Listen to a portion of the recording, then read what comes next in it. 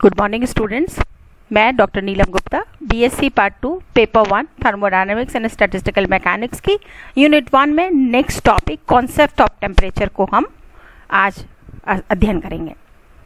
पिछली कक्षाओं में हमने या पिछली क्लासेस जो मेरी हुई थी उनमें हमने पढ़ा था कि जो बीटा फैक्टर है ये हमारे पास एक थर्मोडायनेमिकल पैरामीटर है और बीटा का जो रिलेशनशिप है वो सीधी की सीधी किसी भी निकाय की ऊर्जा से होती है। हम ये जानते हैं कि बीटा जो है उसकी ऊष्मागतिक प्राचल जिसे हमने नाम दिया गया है, इसके क्या क्या गुण हैं। इसके गुणों को कंसीडर करने के लिए हमने कंसीडर किया कि थर्मोडायनेमिक्स में यदि हम दो निकाय लें जिसमें एक निकाय को हमने मान लो ए नाम दे दें और दूसरे निकाय को हम नाम दे दें बी, तो जो हम बीटा जिसको हमने ऊष्मागतिक प्राचल कहा है इसके हम इन गुणों का थोड़ा सा अध्ययन करना चाह रहे हैं। ये बीटा के जो दो गुण हैं वो क्या गुण है कि यदि दो निकाय पृथक रूप से साम्यावस्था में है, ए और बी निकाय यदि एक दूसरे के बिना कांटेक्ट के इंडिविजुअली यदि साम्यावस्था में है और इन्हें एक समान प्राचल बीटा से व्यक्त किया जाता है और उसके पश्चात इन दोनों निकायों को ऊष्मीय संपर्क कराया जाता है तो भी उनके प्राचल बीटा के मान में कोई परिवर्तन नहीं होता है, बीटा का मान समान रहता है। इसका अर्थ है कि दोनों निकाय ऊष्मीय संपर्क में आने के पश्चात भी किसी भी प्रकार की ऊष्मा का आदान प्रदान नहीं करते हैं, उनके मध्य ऊष्मा का कोई विनिमय नहीं होता है। इसका क्या मायने है कि अर्थात दोनों निकाय भी एक दूसरे के साथ साम्यावस्था में हैं। अगर दूसरी कंडीशन कंसीडर करें तो हम ये मान सकते हैं कि हमारे पास जो दोनों निकाय हैं वो पृथक रूप से साम्यावस्था में तो पहले की ही तरह हैं, लेकिन उनके जो थर्मोडायनेमिकल पैरामीटर जो ऊष्मागतिक प्राचल बीटा था इसका मान एक दूसरे के बराबर नहीं है। तो अगर इन दोनों निकायों में भी हम ऊष्मीय संपर्क कराएं तो उनके मध्य साम्यावस्था नहीं आती है। और साम्यावस्था क्यों नहीं आती है? जबकि उनमें आपस में ऊर्जा का विनिमय भी होता है, ऊष्मा का विनिमय भी होता है, अर्थात वे दोनों एक दूसरे के साथ साम्यावस्था में नहीं है। कोई और पैरामीटर भी हैं जिनकी वजह से उनकी साम्यावस्था नहीं रहती है। इसको और भी ब्रीफ समझने के लिए हमने कंसीडर किया कि मान लो हमारे पास तीन निकाय हैं जिन निकायों को हमने नाम दे दिया ए, बी और सी। हमने यह भी माना कि तीनों निकाय जो हैं ए, बी और सी पृथक रूप से साम्यावस्था में हैं।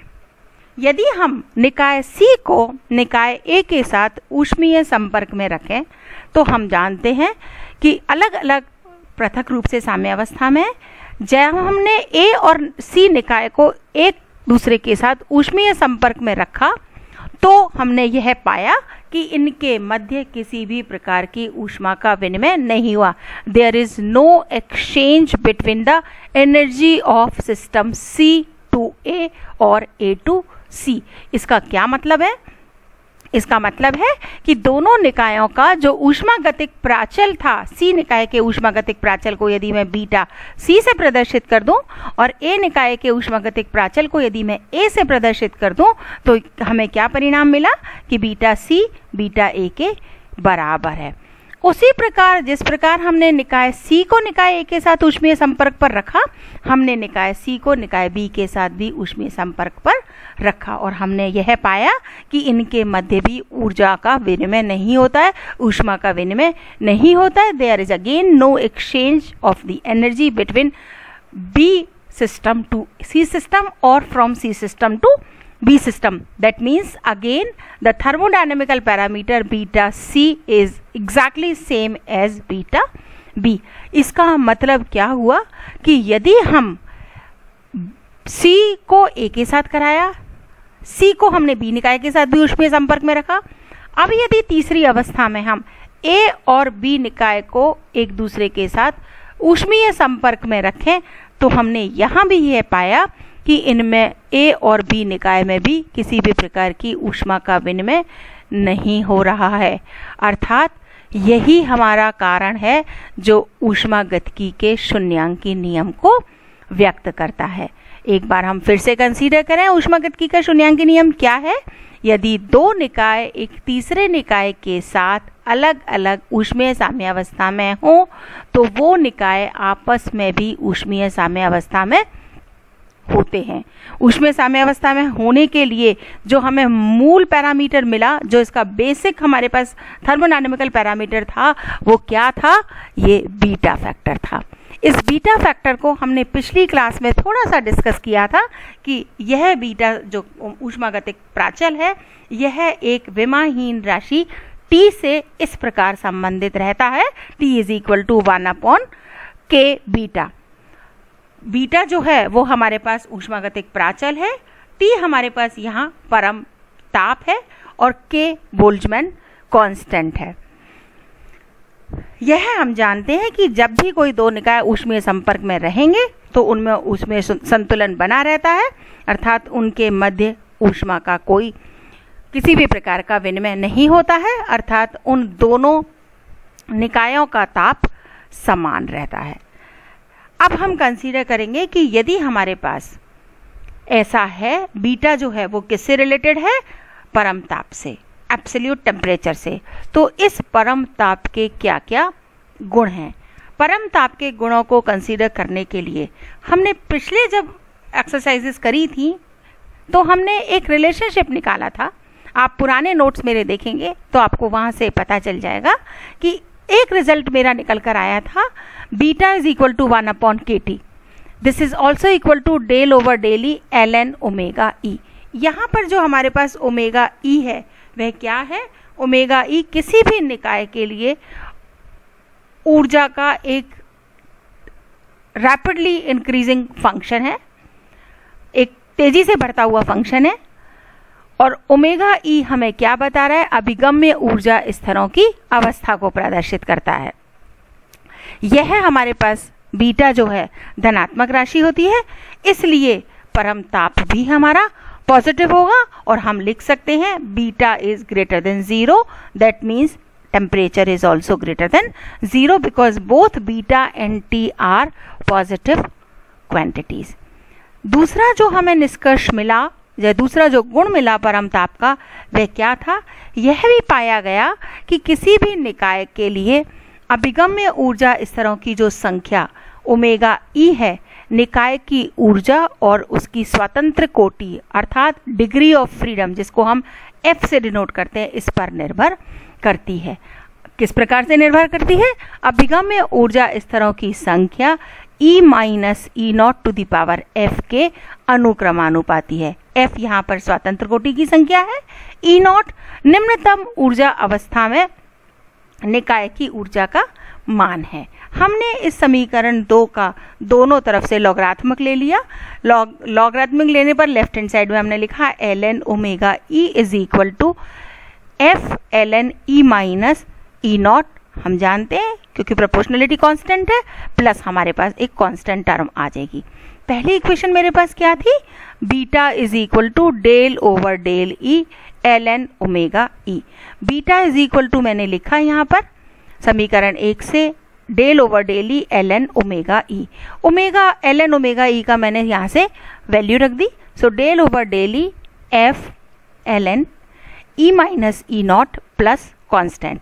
जब मैंने इसको डिफरेंशिएट किया तो मेरे पास क्या आ गया? F upon E minus E0। differentiation of the constant with respect to energy is always give you the zero value. So beta is equal to F upon E minus E0। Equation number 3 से denote कर दिया। यदि साम्य अवस्था की स्थिति में निकाय की ऊर्जा माध्य ऊर्जा के बराबर होती है तो बीटा को हम क्या लिख सकते हैं? KT is equal to 1 upon beta, क्योंकि हम जानते हैं beta is equal to 1 upon KT के बराबर है। तो KT इज इक्वल टू हमारे पास हो गया E mean energy minus E0 upon F। हमने कंसीडर किया कि साम्य अवस्था में यदि E हमारी माध्य ऊर्जा के बराबर है तो समीकरण 4 हमें क्या बताता है कि परम ताप T पर जो हमारी राशि जो KT है, K इज बोल्ट्जमैन कांस्टेंट, इस निकाय की मूलभूत अवस्था में ऊर्जा के सापेक्ष प्रति स्वतंत्र कोटि माध्य ऊर्जा की अधिकता के लगभग बराबर होती है, सन्निकटतः बराबर होती है। हमने फिर से एक बार समीकरण 3 को कंसीडर किया, beta is equal to F upon E minus E0। Further consideration to observe the properties of absolute temperature. Beta is equal to, हमारे पास क्या था समीकरण 3 में, F upon E minus E naught. इस बीटा को हमने अवकलन कर दिया विद रेस्पेक्ट टू एनर्जी. तो del beta over del E is equal to minus F upon E minus E naught whole square. Because of this negative sign the term del beta over del E always a negative values, isn't it? Now we consider that absolute temperature is represented as 1 upon k beta. This equation is again differentiating with respect to E. So left hand side is del T over del E is equal to right hand side del over del E 1 upon k beta.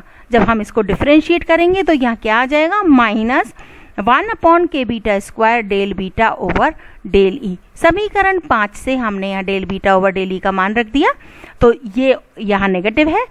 समीकरण 5 में भी right hand side हमारी negative है, दोनों negative negative positive हो जाएंगे और F upon के beta square as it is रखा, E minus E naught whole square as it is रखा. This del T over del E is represented by equation number 6. The right hand side of this equation number 6 represent whole as a positive term.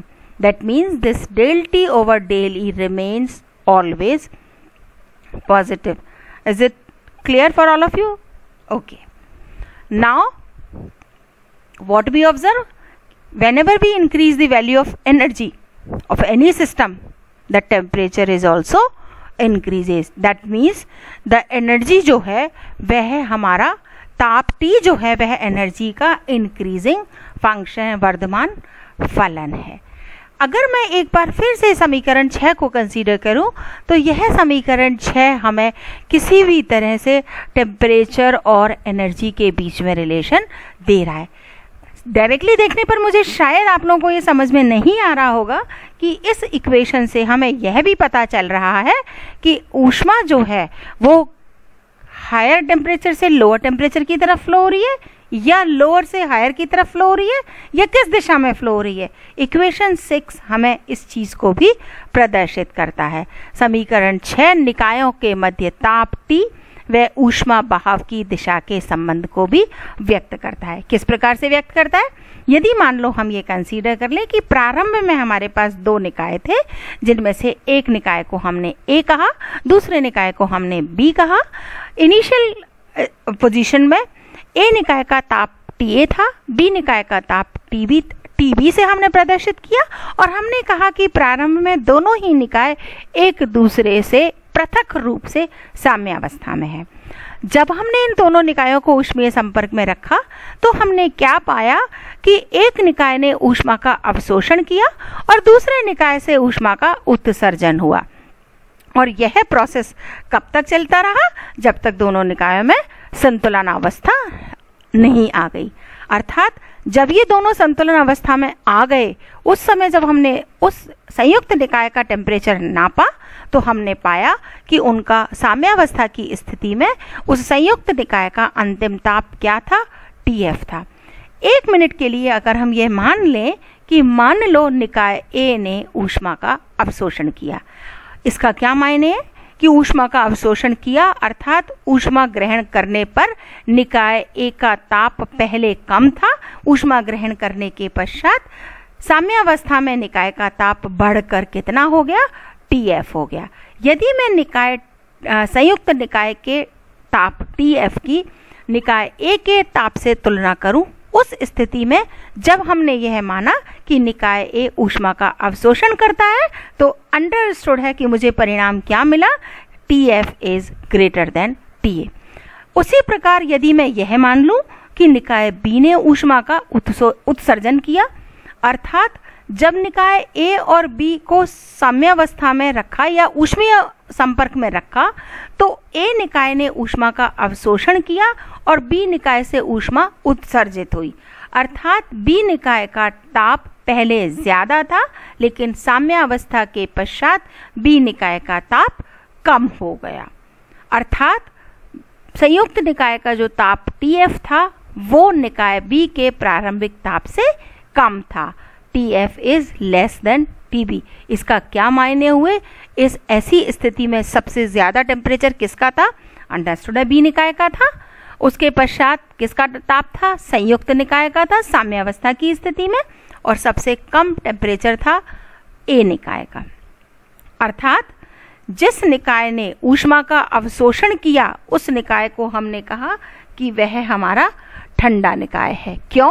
क्योंकि जब दोनों निकायों को ऊष्मीय संपर्क में रखते हैं तो जिस निकाय का ताप कम होता है वह ऊष्मा का अवशोषण करता है, और उस निकाय को हम कोल्ड सिस्टम कहते हैं, शीतल या ठंडा निकाय कहते हैं। और जिस निकाय के द्वारा ऊष्मीय संपर्क में जिसका ताप ज्यादा होता है उस निकाय से ऊष्मा का उत्सर्जन होता है, और उस निकाय को हम उष्ण या गर्म निकाय कहते हैं।